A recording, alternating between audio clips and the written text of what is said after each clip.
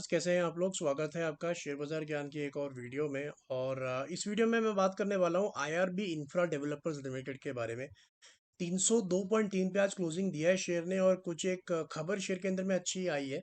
और वो खबर कुछ ऐसी है कि आईआरबी इंफ्रा ने जो अपने दिसंबर महीने का टोल कलेक्शन का नंबर बताया है, उसके अंदर में 32% का बढ़त देखने को मिला है ईयर ऑन ईयर।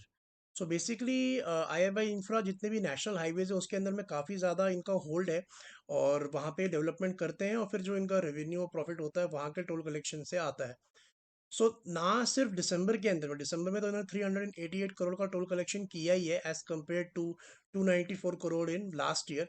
लेकिन आईआरबी इंफ्रा पिछले कुछ कई महीनों से जो है इसके अंदर में इजाफा देखने को मिल रहा है। ऐसे आप पढ़ सकते हो कि सितंबर में भी इन्होंने 37% ईयर ऑन ईयर का जो है ग्रोथ वो शो किया था। और अक्टूबर के अंदर में भी और नवंबर के अंदर में भी, सो पिछले 3-4 महीने के अंदर में ना सिर्फ ईयर ऑन ईयर बल्कि मंथ ऑन मंथ भी इसके अंदर में एक बढ़त देखने को मिल रही है। So what does that mean for the stock, और क्या होगा स्टॉक का आगे आने वाले समय के अंदर में, क्या बहुत री रेटिंग होने वाली है स्टॉक के बारे में, और चार्ट्स के ऊपर में कैसा लग रहा है। तो इन सब चीज़ों का जवाब मैं आपको इस वीडियो में देने वाला हूँ।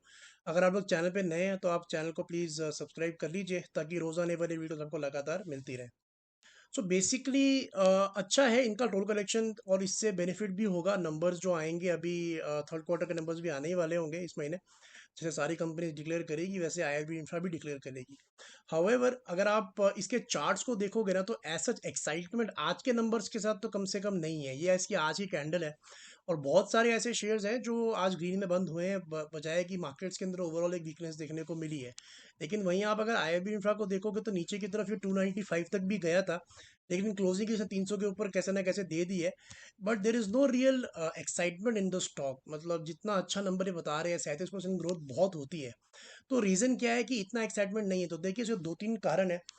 पहला कारण इसका जो मेरे को समझ में आता है वो है इनके प्रमोटर की holding. See there are some fundamental issues in the stock, और जब तक मुझे लगता है ये चीज़ें सॉल्व ना हो, बहुत बड़ा शायद मूव आपको आईआरबी इंफ्रा में ना देखने को मिले। सो अगर आप इनके प्रमोटर होल्डिंग देखोगे ना, तो 34% प्रमोटर के पास में है, उसमें से भी 17% तो प्लेज की हुई है। और इनके पास में जो फ्री प्रमोटर होल्डिंग है वो सिर्फ 17% की ही है। मतलब आधी इनके पास में जो भी होल्डिंग है, आधी इन्होंने गिरवी रखी हुई है। So that is something that investors don't like, और ज़्यादा लोग इसको इसलिए एंट्री नहीं कर रहे, बिकॉज उसके अंदर में अगर प्रमोटर की होल्डिंग थोड़ी फ्री हो जाती है। प्रमोटर की होल्डिंग में प्लेज होने का रीज़न ये है कि डेट काफ़ी ज़्यादा है कंपनी के ऊपर में। अगर आप इनका बैलेंस शीट चेक करोगे, और इसके अंदर में अगर आप लाइबिलिटीज़ चेक करोगे, सो ठीक ठाक लाइबिलिटीज़ 43,000 करोड़ से ज़्यादा की लाइबिलिटीज़ कंपनी के ऊपर में अभी भी है। हालांकि लॉन्ग टर्म बोरोइंग्स के अंदर में थोड़ी बहुत कमी देखने को मिली है। मार्च 2021 से अगर आप देखोगे तो 17,000 करोड़ का जो इनका डेट था लॉन्ग टर्म, वो घट के अभी 14,000 करोड़ के करीब, मतलब ऑलमोस्ट 15% डेट इन्होंने कम भी किया है। But these are some problems that I feel that is there in IRB infra share. Share बुरा नहीं है कहीं से भी, और अच्छे रिजल्ट्स आएंगे तो अच्छा परफॉर्म भी करेगा।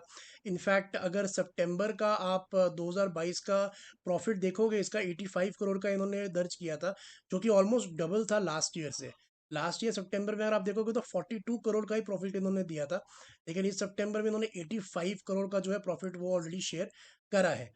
सो there are this is basically a mixed bag. अच्छा भी है, बुरा भी है। तो घूम फिर के बात आ जाती है इसकी वैल्यूएशंस पे कि वैल्यूएशंस कैसी हैं।